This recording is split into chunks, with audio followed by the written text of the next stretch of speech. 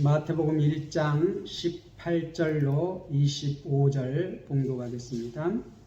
예수 그리스도의 나심은 이러하니라.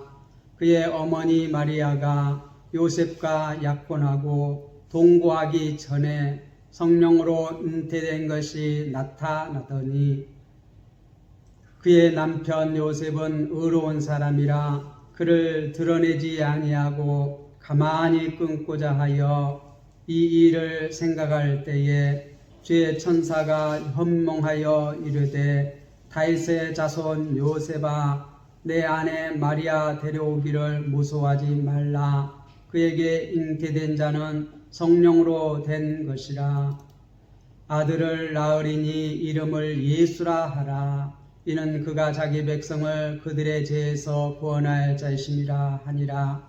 이 모든 일이 된 것은 주께서 선지자로 하신 말씀을 이루려 하심이니 이르시되 보라 처녀가 잉태하여 아들을 낳을 것이요 그의 이름은 임마누엘이라 하리라 하였으니 이를 번역한즉 하나님이 우리와 함께 계시다 함이라.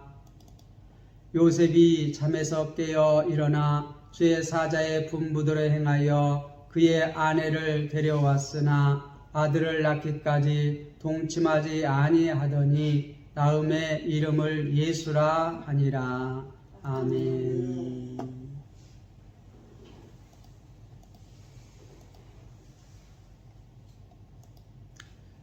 예수 그리스도의 나심이라 말씀을 가지고 우리가 좀 생각을 해보려고 합니다. 마태복음 1장 1절은 아브라함과 다윗의 자손 예수 그리스도의 계보라 이렇게 시작을 하고 그 다음에 아브라함부터 쭉 해서 예수 그리스도까지 이렇게 쭉 족보가 나와 있습니다. 1장 1절에서 17절까지는 이렇게 두 번 반복해서 이 족보를 얘기하고 있습니다. 1절은 아브라함으로부터 시작해서 이렇게 다윗 그리고 예수 그리스도 계보 한 번 말하고 또 2절에서부터 17절까지는 이제 그걸 자세하게 이렇게 또 이렇게 설명을 해주고 있습니다. 그래서 역사적으로 예수님께서 어떤 혈통을 통해서 이렇게 이 땅에 오게 됐는가를 이렇게 계보로 또한 신학적으로 이렇게 설명해 주고 있습니다. 그런데 오늘 본문 18절에서 25절은 그러한 족보와 또한 상관없이 예수님께서 이렇게 이 땅에 오신 그 기원을 얘기해 주고 있습니다. 18절에 보면 예수 그리스도의 나심은 이러하니라. 그의 어머니 마리아가 요셉과 약혼하고 동거하기 전에 성령으로 잉태된 것이 나타나더니 마리아가 요셉하고 약혼을 했다는 것입니다. 그런데 동거하기 전에 성령으로 잉태된 것이 나타났다. 잉태된 것, 아기 뵌 것이 나타났다고 말합니다. 아직 이렇게 결혼해서 같이 잠을 자지도 않았는데 아기가 이렇게 뵌 것이 나타났다는 것입니다. 우리 어머니들 아이를 갖게 되면 이렇게 자기가 알 수 있습니까? 언제쯤이면 알 수가 있습니까? 한 3개월이면 알 수가 있습니까?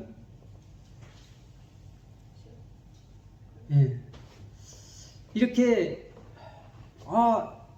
누가복음에 보면 이렇게 마리아가 자기는 처녀인데 처녀 남자를 알지 못하는데 남자하고 이렇게 그러한 역사가 없는데 이렇게 이제 자기가 아이를 뵌 것을 알게 되었어요. 그래서 너무 놀랐어요. 그렇게 놀라고 있을 때 천사가 나타나서 마리아여 무서워 말라. 너에게 이렇게 잉태케 한 것은 성령으로 된 것이다. 성령님께서 하신 것이다. 하나님께서 하신 것이다. 그렇게 천사가 나타나서 설명을 해줍니다. 그런데 오늘 마태복음은 그러한 설명이 없습니다. 여기서 보면 지금 이 마태복음은 요셉의 관점에서 이렇게 지금 설명을 하고 있습니다. 누가복음 마리아에게 관점에서 이렇게 예수 그리스도의 나심을 설명한다고 하면 이 마태복음은 이 요셉의 관점에서 이렇게 지금 설명해 주고 있어요. 그의 어머니 마리아가 요셉과 약혼하고 동거하기 전에 성령으로 잉태된 것이 나타났더니. 마태복음은 이 요셉과 마리아가 약혼했는데, 여러분들 약혼했습니까? 저도 이제 약혼을 하고 약혼 여행을 이렇게 다녀왔는데, 우리나라 약혼과 이스라엘 유대의 그 약혼은 좀 다릅니다. 이들은 약혼이 거의 우리나라의 결혼과 거의 맞먹어요. 약혼을 이렇게 파혼하면 그 이혼으로 기록됩니다. 우리는 약혼했다 파혼하면 이혼으로 기록되지 않아요. 그냥 이렇게 처녀 총각으로 돌아갑니다. 우리나라는. 그런데 유대의 나라는 약혼했다 파혼을 하게 되면 어떻게 돼요? 이혼한 것으로 됩니다. 그러니까 우리나라에 거의 이 약혼이라는 것은, 여기 성경에 나온 약혼이라는 것은 거의 결혼하고 같은 것이에요. 그런데 아직 자지 아니했다. 동거하지 아니했다. 같이 살지 아니한다. 그렇게 말하고 있습니다. 이 나라는 이렇게 약혼하고 한 1년쯤 있다가 결혼합니다. 뭐 좀 더 걸릴 수도 있어요. 2, 3년 걸릴 수도 있어요. 그런데 보통 약혼하고 한 1년 정도 이렇게 각각 자기 부모 집에서 살다가 이제 결혼해서 한 집에서 이렇게 같이 살게 돼요. 그런데 약혼하고 아직 동거하기도 전인데 아이를 갖게 됐고, 그 아이를 갖게 된 것은 어떤 사람으로 된 것이 아니라 성령으로 된 것이다. 그렇게 지금 18절은 설명하고 있습니다. 그의 남편 요셉은 의로운 사람이라. 약혼했는데도 이 지금 성경은 요셉을 누구라고 불러요? 남편이라고 부르고 있어요. 남편. 그런데 그는 의로운 사람이라는 것입니다. 그래서 그를 드러내지 아니하고, 어떤 걸 드러내지 아니하고요? 자기 아내 마리아가 지금 임신을 했는데 그것을 지금 문제가 됐어요. 자신하고 같이 아직 살지도 않았는데 아이를 갖게 되니까 이 요셉은 이거는 틀림없이 다른 사내를 통해서 이렇게 임신을 하게 된 것이다. 그런데 그것을 조용하게, 그걸 드러내지 아니하고 조용히 가만히 끊고자 해요. 이거 가만히 이렇게 이혼하고자 그렇게 했다는 것이에요. 소리 소문 없이, 소문내지 아니하고. 20절에 보면 이 일을 생각할 때, 이제 그렇게 가만히 조용히 끊고자, 이혼을 하고자 그렇게 생각할 때에 주의 사자가 현몽하여 이르되, 주의 사자라는 것은 천사를 얘기합니다. 그런데 현몽했다는 것은 꿈에 천사가 나타났다는 것이에요. 말하는데, 다윗의 자손 요셉아, 내 아내 마리아 데려오기를 무서워하지 말라. 다윗의 자손 요셉이라는 것은 다윗의 자손, 이스라엘 백성들은 다윗의 자손을 통해서 메시아가 오실 것을 다 그들은 고대하고 믿고 있어요. 그래서 다윗의 자손 이렇게 나올 때에는 이들은 생각하기를 뭐라고 딱 생각이 들어요? 메시아에 관한 얘기구나. 다윗의 자손 요셉아, 내 아내 마리아 데려오기를 무서워하지 말라. 그에게 잉태된 자는 성령으로 된 것입니다. 그에게 잉태된 자, 마리아에게 잉태된 그 아이는 성령으로 된 것이다. 그렇게 지금 누가 알려줘요? 천사가. 지금 이 마리아의 남편, 약혼자인 그 요셉에게 지금 꿈에 천사가 나타나서 설명하는데, 지금 마리아에게 그 임신시킨 것은 어떠한 사람으로 된 것이 아니고 성령으로 된 것이다. 그렇게 설명해요. 그렇기 때문에 내 아내 마리아 데려오기를 무서워하지 말라. 그렇게 지금 천사가 이 꿈에 요셉에게 지금 찾아와서 설명해 주고 있어요.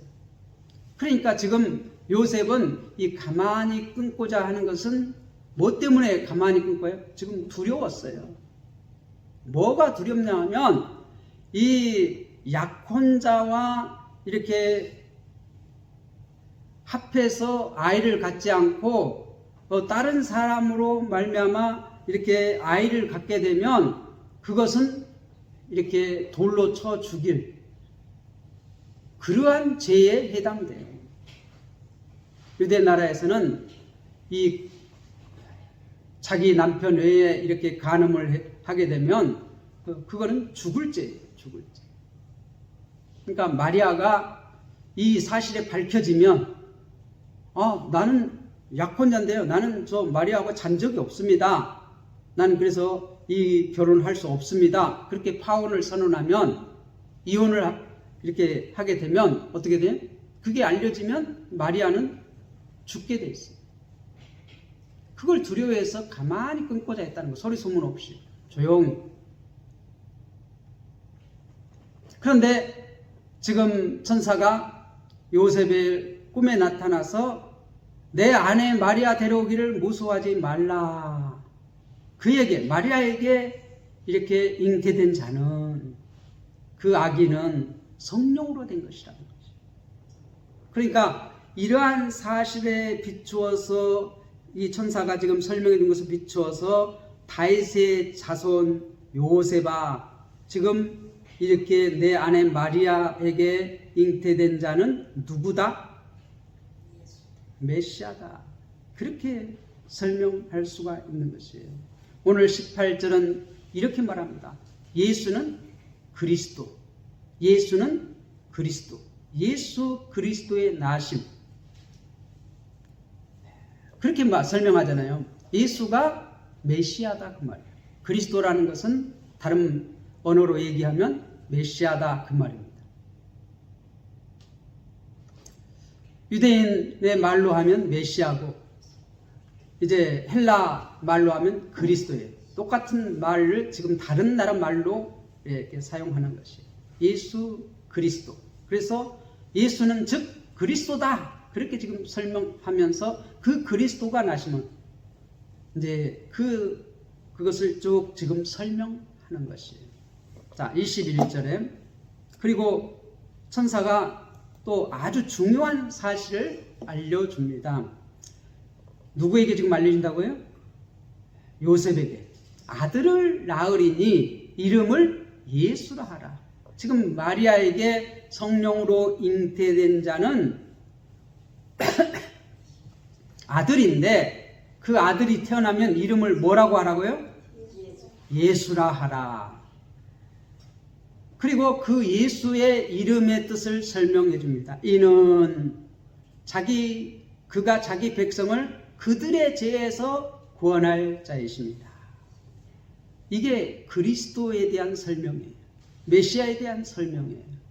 예수가 그리스도이신데, 예수가 메시아인데, 예수가 구원자이신데, 지금 그 예수의 이름의 뜻은, 그 이름에도 뜻이 있다는 것이에요.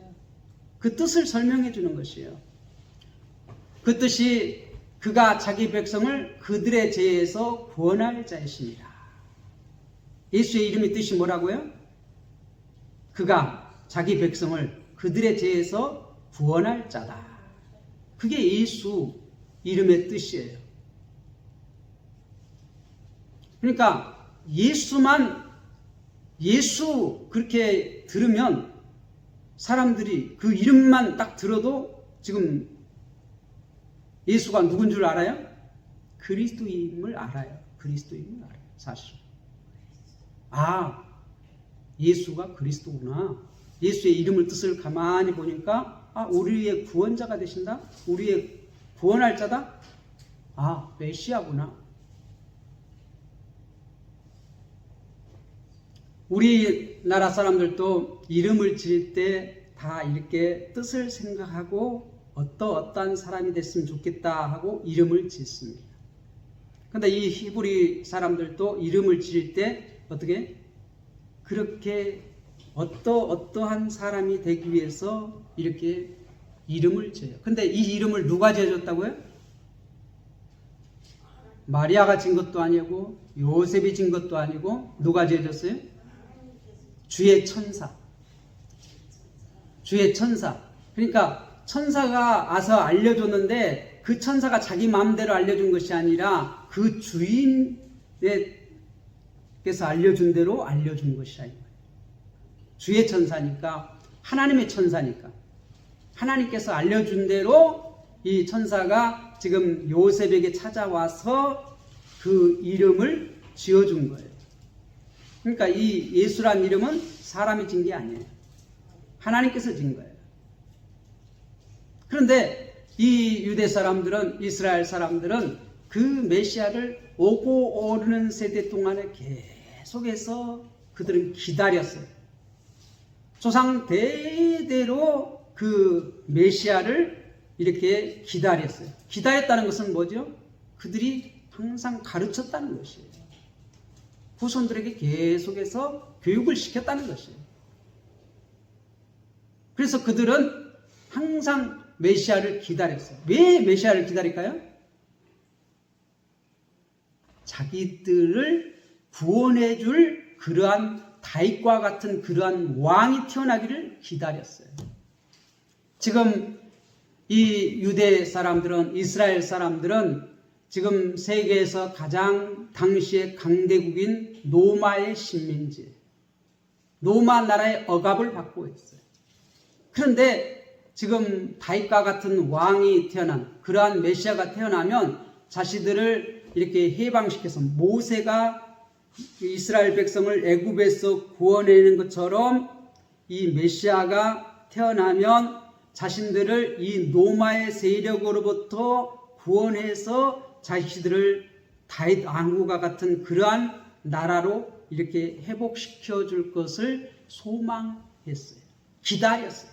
그래서 계속해서 우리가 도저히 우리 힘으로는 어떻게 할 수 없는 당대의 최고 로마 제국, 이 로마 제국으로부터 벗어날 수 없는 그러한 연약한 그러한 처지에 처해서 고통받고 있는데, 이 고통으로부터, 이 지금 식민지 삶으로부터 오직 벗어날 수 있는 유일한 소망은 메시아가, 그리스도가 오셔서 해줘야지만이, 하나님으로부터 이 능력이 와야지만이 벗어날 수 있지, 해방될 수 있지, 구원될 수 있지, 도저히 우리 힘으로는 구원받을 수 없다. 우리나라가 다시 해방될 수 없다. 그런 절망적인 상황 가운데 그들은 누구를 기다렸다고요? 그리스도를 기다렸어요. 그런데 지금 18절은 예수가 그 그리스도라는 것이에요. 그들이 고대하던 그 그리스도라는 것이에요. 그런데 지금 주의 천사가 지금 마리아에게 성령으로 잉태된 그가 누구라고요? 메시아라는 것이에요. 그리스도라는 것이에요. 그 지금 이름을 예수라고 짓고, 그 예수의 이름의 뜻이 뭐라고요? 구원자다 이 말. 구원자. 너희를 죄에서 구원할 구원자다 이 말. 다시 그걸 한 단어로 얘기하면 뭐예요? 그리스도라는 거예요. 예수의 이름을, 뜻을 한 단어로 얘기하면 뭐예요? 그게 그리스도라는 거예요. 그리스도. 그래서 예수는 그리스도다. 예수는 자기 백성을 그들의 죄에서 구원할 자이십니다. 그 예수의 이름을 풀이하면 그렇게 되는 것이에요. 그 풀이를 한 단어로 얘기하면 뭐라고요? 그리스도. 그래서 우리는 예수를 누구로 믿어요? 그리스도로 믿는 자는 하나님의 자녀가 되는 권세를 주셨다. 요한복음 1장 12절 그렇게 말하는 거예요. 예수를 그리스도로 믿으면 구원을 얻는 것이에요. 우리의 구원자로 믿으면.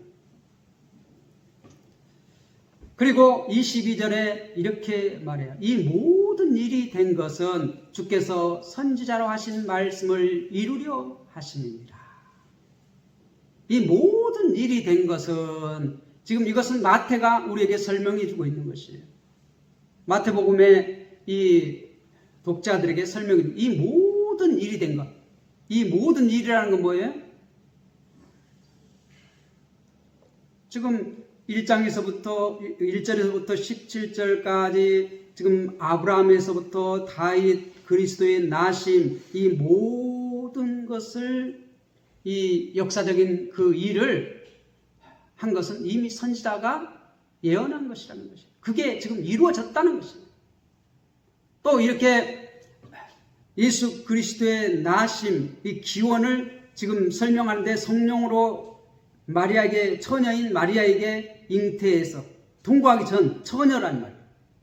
전혀 남자를 알지 못한 그 처녀에게 잉태된 것은 성령으로 된 것이고 이 모든 일은 주께서 선지자로 하신 말씀을 이루려 하십니다. 이미 이사야를 통하여서 이사야 7장 14절에 예언된 이사야가 예언한 그 예언이 지금 이루어진 것이라 이 말이에요. 보라 처녀가 잉태하여 아들을 낳을 것이요 그의 이름은 임마누엘이라 하리라 하셨으니 누가 이렇게 예언했다고요? 이사야 선지자가 7장 14절에서 이사야 7장 14절에서 그렇게 예언을 했어요. 보라 처녀가 잉태하여 아들을 낳을 것이요 그의 이름은 임마누엘을 하리라 하셨으니 그래서 그 임마누엘의 뜻을 또 설명해 줍니다. 이를 번역한 적 임마누엘을 번역한 적 하나님이 우리와 함께 계시다 함이라. 임마누엘의 뜻이 뭐라고요? 하나님이 우리와 함께 계시다. 따라해 봅시다. 하나님이 우리와 함께 계시다. 이것을 한 단어로 얘기하면 뭐라고요? 임마누엘. 임마누엘이 뭐라고요? 엘 하나님이에요. 누구예요? 우리와 함께 계시다. 엘이 하나님이란 말이에요. 엘. 우리와 함께 계시다가 뭐예요? 임마누. 엘은 하나님. 그러니까 임마누엘을 이렇게 설명하니까 번역하니까 하나님이 우리와 함께 계시다. 임마누엘은 이 히브리 말입니다. 임마누엘. 근데 그것을 이렇게 번역하니까 뭐라고요? 하나님이 우리와 함께 계시다 함이라. 이렇게 지금 마태는 우리에게 설명해 주고 있어요. 이제 요셉이 잠에서 깨어 일어났습니다. 주의 사자가 주의 사자의 분부대로 행하여 순종했다는 것이에요. 주의 사자 누구예요? 천사, 하나님의 천사, 주의 천사, 여호와의 천사 분부대로 순종했다는 거예요. 어떻게 순종했다고요? 그의 아내 누구요? 마리아를 데려왔으나 이제 결혼해서 같이 살게 되었으나 그 말이에요. 아들을 낳기까지 동침하지 아니하더니 아들을 낳기까지 동침하지 않았다. 같이 잠자리를 하지 않았다는 것이에요. 나음의 이름을 뭐라고 지었다고요? 예수. 왜 예수라고 지었어요?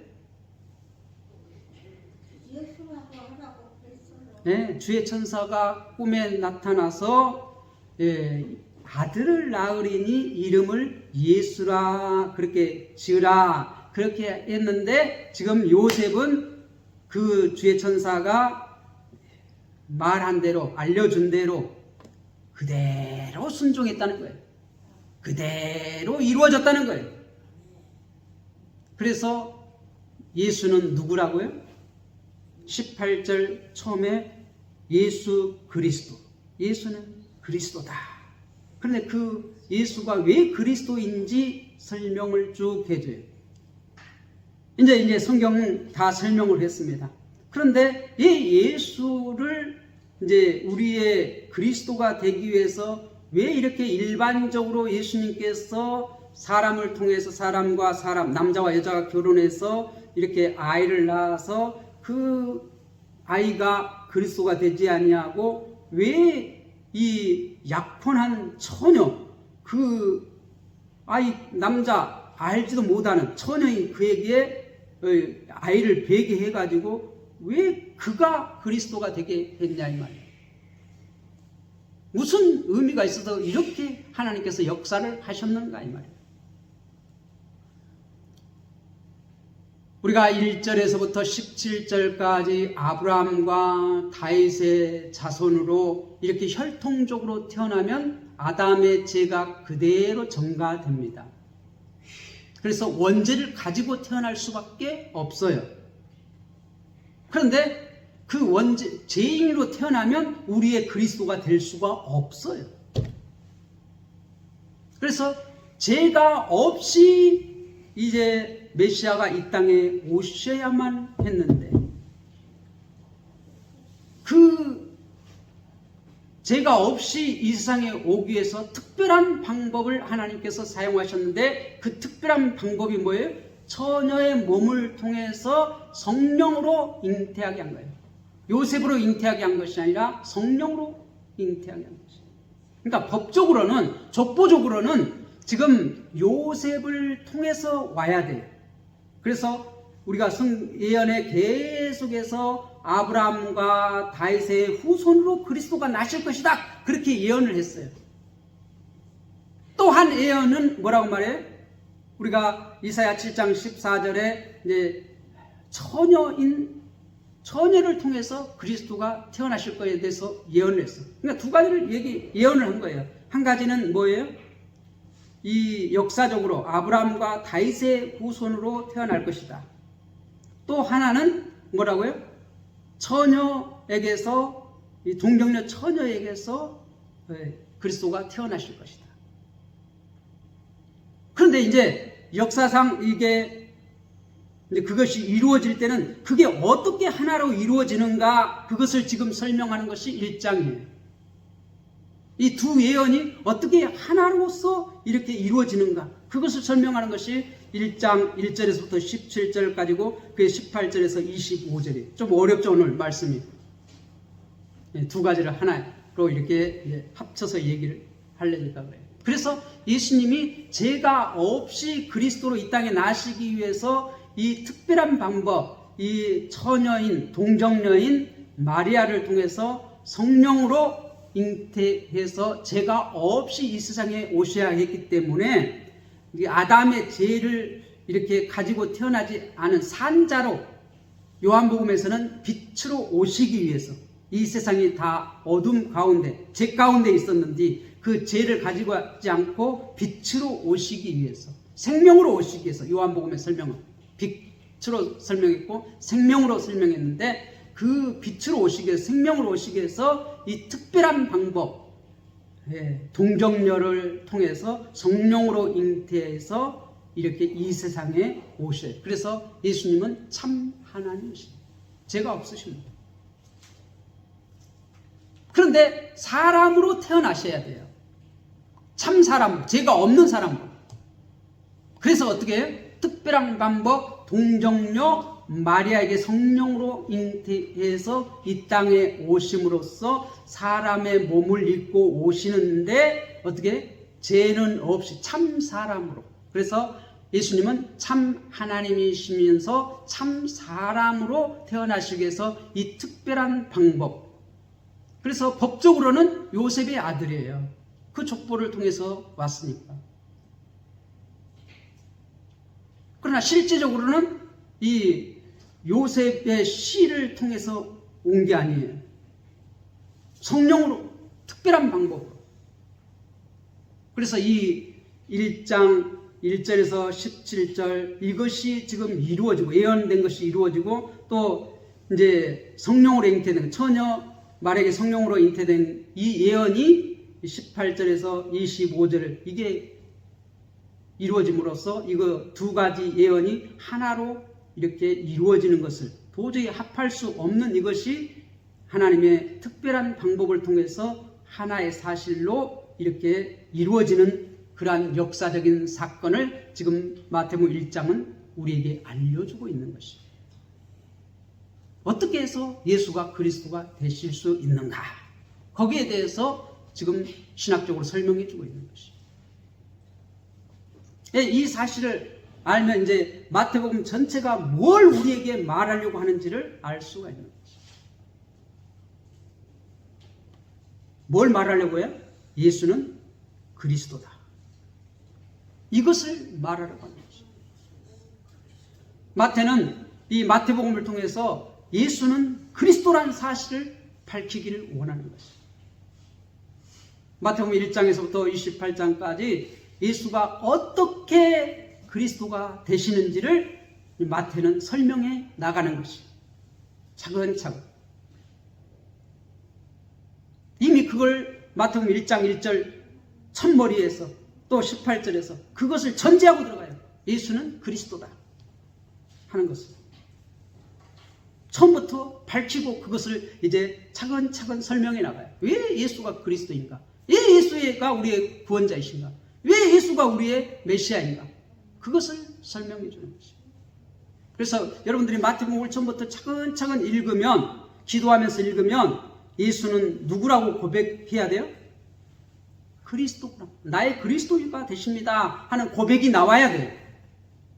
마태복음을 성령님께서 깨닫게 하신 대로 읽으면 예수는 나의 그리스도이십니다. 그렇게 고백을 할 수밖에 없습니다. 그래서 우리가 기도하면서 주의 말씀을 읽으라는 것입니다. 그렇게 할 때 성령께서 깨닫게 해주십니다. 이거는 마태가 저자이면서 원저자는 누구예요? 마태복음의 원저자는 성령님이십니다. 성령 하나님께서 마태를 사용해서 이걸 기록하신 말씀이 마태복음이에요. 그래서 인간의 지혜로는 이걸 깨달을 수 없어요. 아무리 공부를 많이 한다고 해도 인간의 지혜로는 깨달을 수가 없어요. 성령님께서 깨닫게 해주지 않으면 이게 믿어지지가 않아요. 아무리 제가 설명을 잘해도 이게 성령님께서 깨닫게 해주지 않으면 믿어지지가 않아요. 믿지를 않아요. 그래서 우리는 이 성경 말씀을 읽을 때 어떻게 하라고요? 먼저 겸손하게 성령님 지혜를 주셔서 깨닫게 해주십시오. 기도하면서 읽어야 돼요. 그래서 성령님 깨닫게 해주실 때 믿음이 생겨요. 아, 예수가 나의 그리스도이시구나. 그렇게 고백하게 돼요. 믿고 고백하게 돼요. 여러분, 예수 그리스도의 나신, 예수가 그리스도이신 그분이 이 땅에 오신 것은 뭘 하기 위해서라고요? 그가 자기 백성을 저희 죄에서 구원하시기 위해서 오셨다. 그 이름을 알면 어떤 일을 하실 것인지. 그리스도라는 것은 직임이에요. 제 이름은 박원렬입니다. 직임은 뭐예요? 목사예요. 예수는 이름이고 그리스도는 뭐예요? 직임이에요. 어떤 일을 하실 겁니다.